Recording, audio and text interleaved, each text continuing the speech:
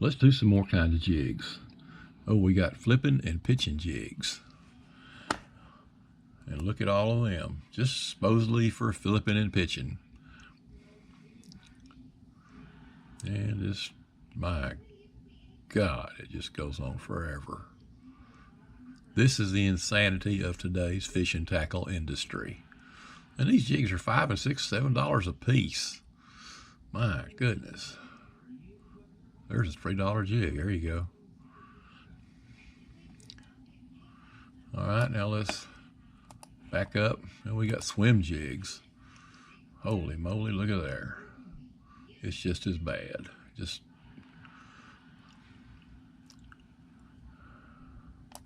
swim jigs. All right, let's back up and see.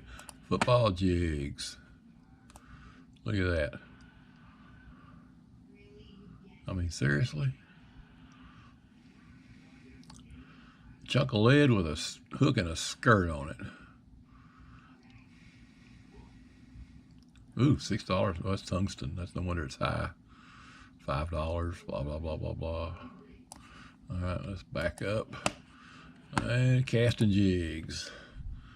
Zoom. Look at all them. Zoom. Gracious sakes alive. And ball head jigs. We're flying through these. I'm trying to keep it in a short format. Grass and punch jigs. And you know, if you look at most of these jigs, there ain't any difference in them. Like I say, this is the insanity of today's tackle industry. Just keep pumping that crap out there and telling everybody they can't catch fish without it. Whatever.